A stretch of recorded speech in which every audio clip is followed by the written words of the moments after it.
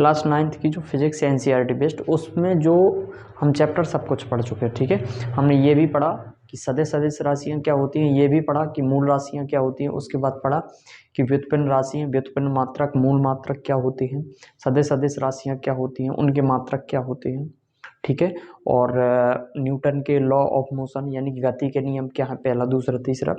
इसके बाद हमारे जो बुक के पीछे कुछ आंकिक क्वेश्चन दिए, न्यूमेरिकल दिए हैं, तो उनको हम सॉल्व करेंगे, लेकिन उसमें पहुंचने से पहले हमें कुछ बेसिक फॉर्मूले पते होने चाहिए। ठीक है, तो उनमें मैं सबसे पहला है कि गति के समीकरण, उनको बोला जाता है गति के नियम।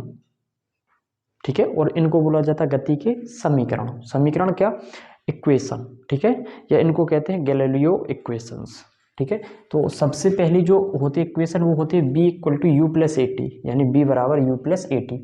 अब यू बी ए टी यहाँ पे क्या है, तो v हमें पता है। ठीक है, v हमें पता है वेलोसिटी, और u भी वेलोसिटी है, लेकिन वेग यहाँ पे जो u है वो है हमारा प्रारंभिक वेग। u क्या है, प्रारंभिक वेग। v क्या है, अंतिम वेग। a क्या है हमारा, एक्सेलरेशन मीन्स त्वरण।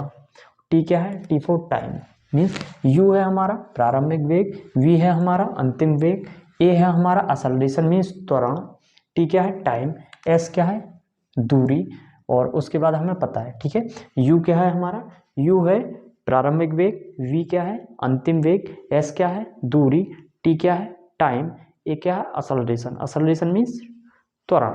ठीक है, इसके बाद हम क्वेश्चन देखेंगे कि एक वस्तु 16 मीटर की दूरी 4 सेकंड में तथा पुनः 16 मीटर की दूरी 2 सेकंड में तय करती है। वस्तु की औसत चाल, एवरेज स्पीड बतानी है। ठीक है, तो हमें जो एवरेज स्पीड निकालनी है, एवरेज स्पीड मीन्स औसत चाल। औसत चाल किसी भी चीज़ का औसत यानी माध्य। ठीक है, एवरेज निकालना हो तो होता है पदों का योग बटे पदों की संख्या मीन्स। अब यहाँ पे क्या होगा, यहाँ पे आपके बुक के हिसाब से दिया गया है कि कुल तय की गई दूरियों का योग और बटे लगे कुल समों का योग, समय टाइम। ठीक है, तो जो एवरेज स्पीड होगी वो क्या होगी कि S1 plus S2 plus S3 dot dot so on upon T1 plus T2 plus T3, यानी यहाँ पे क्या है कि S1 दूरी तय करने में T1 टाइम लगा, S2 दूरी तय करने में T2 टाइम लगा, S3 दूरी तय करने में T3 टाइम लगा, और सो ऑन। तो इसका क्या बनेगा, कुल दूरियों का योग बटे कुल लगे समयों टाइमों का योग। तो कुल दूरी कितनी है, यहाँ पे 16 मीटर है, प्लस दोबारा कितना है 16 ही है, और टाइम T1 कितना है हमारा 2, और दूसरा भी देखिए यहाँ पे सॉरी T1 टाइम कितना है 4 सेकेंड, और जो दोबारा 16 मीटर की दूरी देकर है वो कितना है 2 सेकेंड। ठीक है, तो कितना हो जाएगा 16 16 32, और 32 में जब हम कितने का 6 से डिवाइड करेंगे तो 6 पंचे 30, कितना बचेगा 2, पॉइंट लगाएंगे तो क्या बन जाएगा 0 20 बन जाएगा, 36 18 36 18, ये क्या हो गई मीटर पर सेकेंड स्पीड, यानी ये क्या था मीटर और ये क्या था सेकंड, तो यूनिट क्या निकल के आ गया मीटर पर सेकंड। तो एवरेज स्पीड क्या आ गई 5.33 मीटर पर सेकंड।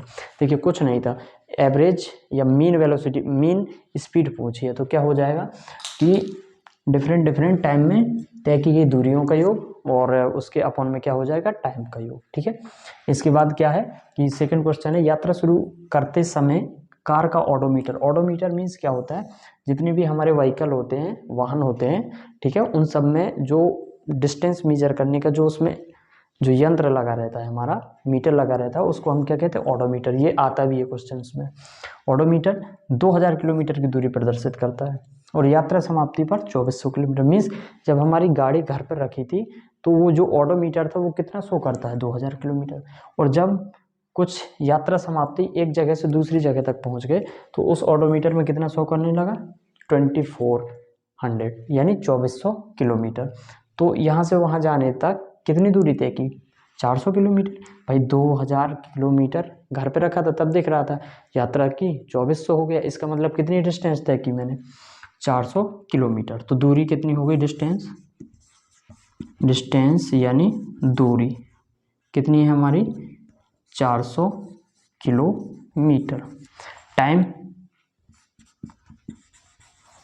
यानी समय कितना हमारा 8 घंटे। h मीन्स आवर, 8 घंटे। कह रहा औसत चलने के लिए। यहाँ पे ना तो डिफरेंट डिफरेंट डिस्टेंस दी गई हैं और ना ही डिफरेंट डिफरेंट टाइम दिए गए हैं। तो एक केवल हमारे पास एक ही उसमें डिस्टेंस दी है और क्या दिया है, टाइम दिया है। तो इसमें क्या करेंगे हम, हमें पता है कि चाल बराबर क्या होता है, औसत चाल या चाल निकालनी हमें। तो चाल बराबर क्या होता है, चाल बराबर दूरी बट्टे समय। दूरी 400 किलोमीटर, समय 8 घंटे। 8×5 = 40 मीन्स 50 किलोमीटर प्रति घंटा। ठीक है, किलोमीटर का किलोमीटर और बटे में घंटा, यानी किलोमीटर पर घंटा। उसमें क्वेश्चन में जो पूछा गया है वो कह रहा है कि जो मीन स्पीड होगी हमारी वो किलोमीटर पर आवर में बताइए और मीटर पर सेकंड में बताइए। तो अब हमें इस किलोमीटर प्रति घंटे को मीटर प्रति सेकंड में चेंज करना है। सबसे पहली बात कि ये हमें डायरेक्ट ही बता दिया जाता है, क्या किलोमीटर प्रति घंटे को मीटर प्रति सेकंड में बदलने के लिए 5/18 का गुणा किया जाता है। या आप किलोमीटर को मीटर में बनाइए, घंटे को मिनट सेकंड में चेंज कीजिए, उसके बाद आ जाएगा। तो या तो आप ऐसे कर लीजिए, कैसे 50, इसमें क्या है किलोमीटर प्रति घंटा, तो 1 किलोमीटर में कितना होता है 1000 मीटर। और हमारा इस घंटे को बनाएंगे सेकंड में, तो 1 घंटे में कितने मिनट, 1 घंटे में 60 मिनट, और 1 मिनट में कितने सेकंड 60। ठीक है, तो 2 0 से 2 0 कैंसिल हमारा, सॉरी 1000 आएगा, कितना आएगा 1000। तो ये 2 0 कैंसिल हो जाएंगे क्योंकि 1 किलोमीटर में कितना होता है 1000 मीटर, 2 0 हमारे कैंसिल। और तो ये आ गया 50 × 10 बटे 6 × 6। फिर से इसको करिए, तो 2 पंचे 10, 2 3 6, 2 3 6, 2 से काटेंगे 25, तो कितना हो जाएगा 25 पंचे 125 और बटे में 9। इसका भाग दीजिए तो कितना आ जाएगा, काटेंगे जब हम 9 एकम 9 बचा 3, तो 3 बचा 35 बन जाएगा, 9 चौक 36 ज़्यादा हो जाएगा, तो 9 3 27 बचा 8, दशमलव लगाया, 0 बढ़ाया 80, 9 नम्मा 81, कितना बचा 9, सॉरी 8 बचा, तो 9 नम्बर 81 नहीं देंगे, 9 8 72, क्योंकि 80 था हमारा, कितना था 80, तो 72 कितना बचा 8, फिर से देंगे तो 9 8 72, तो 13.88 मीटर पर सेकेंड। या हमें पता अंकित मान अगर आपने पढ़े हो तो डेसिमल के बाद एक डिजिट के बाद जब दूसरा अंक आता है, यदि वो 5 या 5 से बड़ा है तो उसके लेफ्ट साइड में एक क्या हो जाता, जुड़ जाता। तो आपके एनसीईआरटी की जो बुक सजेस्ट करती है वो कितना है 13.9 मीटर पर सेकेंड। तो ये भी आपका सही है। या सीधा हमें कर देना चाहिए था, हमें सीधा याद रख लेना है क्या कि किलोमीटर प्रति घंटे से मीटर प्रति सेकंड में चेंज करना है, तो 5/18 से गुणा करा देना है। क्या कर देना, गुणा। और अगर मीटर प्रति सेकंड को किलोमीटर प्रति घंटे में चेंज करना है तो इसका अपोजिट क्या, रिवर्स फॉर्म, मीन्स 18/5 का मल्टीप्लाई करा देना।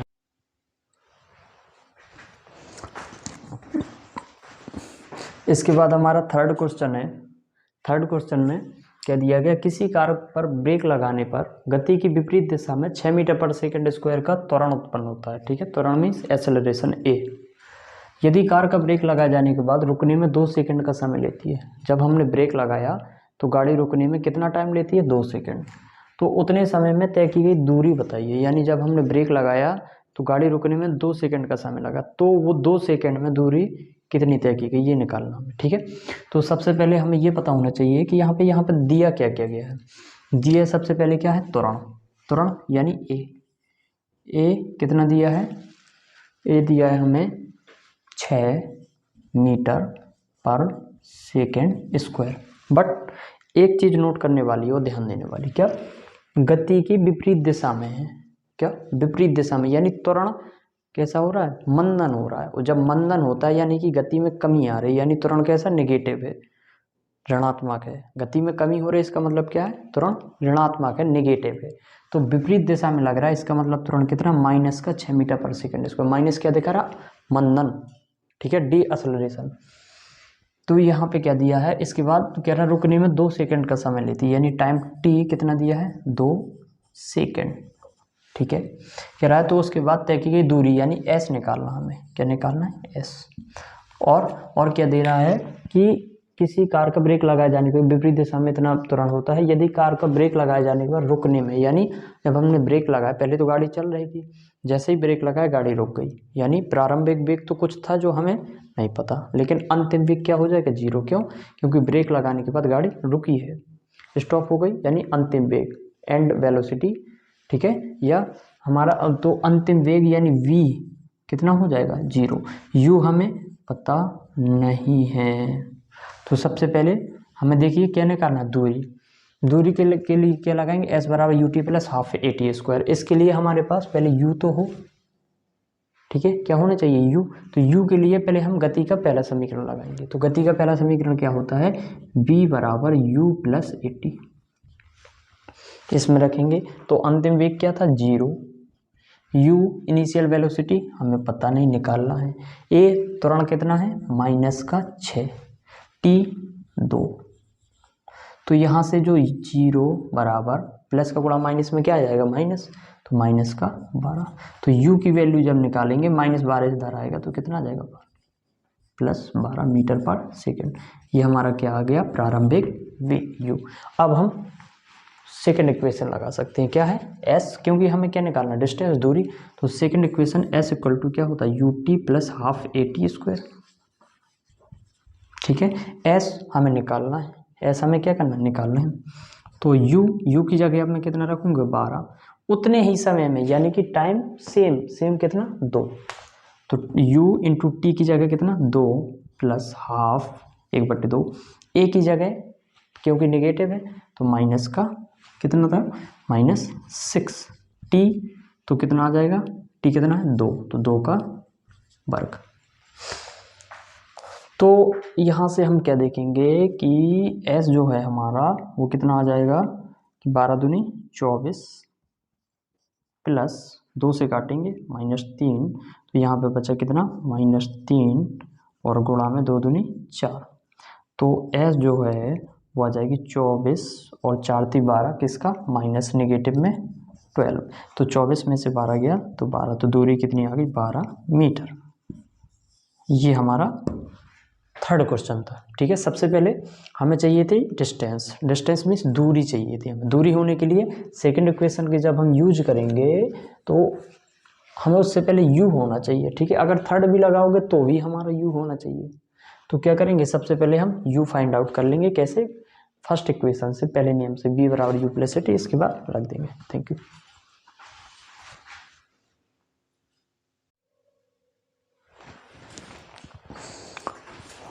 लास्ट और फोर्थ क्वेश्चन है हमारा कि ब्रह्मावस्था से चलना प्रारंभ करके एक बॉडी है, पिंड, एक समान त्वरण से चलता है यदि वह 5 सेकंड में 100 मीटर जाता है। 5 सेकंड में कितना जाता है, 100 मीटर। तो दो चीज़ें क्लियर हो गई हमारी, क्या कि जो t है यानी टाइम है वो कितना है, 5 सेकंड।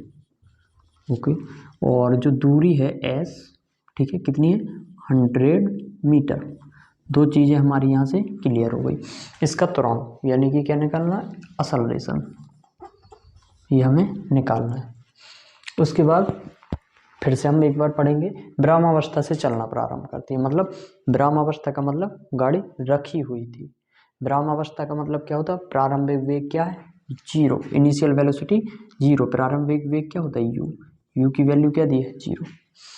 तो हमें s, तो कोई ऐसा फॉर्मूला है जहाँ पे ये चारों दिए हों और कोई एक निकल आए, तो चारों किस में दिए हैं, सेकंड इक्वेशन में, s equal to U T plus half A T square. तो आ जाएगा क्या है, गति के तीसरे समीकरण से s equal to U T plus half A T square. s यानी 100 मीटर, दूरी कितनी दी है, 100, यू टी प्रारंभिक वेग, ब्रह्मावस्था में तो क्या है, जीरो, टाइम t 5 सेकंड, रखने का कोई मतलब ही नहीं क्योंकि जीरो से मल्टीप्लाई होगा तो क्या हो जाएगा, जीरो, हाफ ए एक्सेलरेशन, त्वरण ही तो हमें निकालना है, नो प्रॉब्लम। टी की जगह कितना रखना है, टी 5 सेकंड, और इसका क्या है, स्क्वायर, 100 ज्यों का त्यों, यहाँ पे ये होगा तो क्या हो जाएगा, जीरो, ये पूरा क्या हो जाएगा, जीरो प्लस हाफ इंटू ए, 5 का वर्ग 25। भेजेंगे, जब भेजेंगे तो यहाँ पे कितना बचा, 100 इक्वल टू यहाँ पे 25 ए ऊपर और 2 नीचे। ए की वैल्यू निकालेंगे तो 2 कहाँ जाएगा ऊपर, तो 2 का 100 में गुणा होगा 200 और बटे में 25, 25 चौके 25 अट्ठे 200, तो जो ए होगा वो 8 मीटर पर सेकंड स्क्वायर आ जाएगा।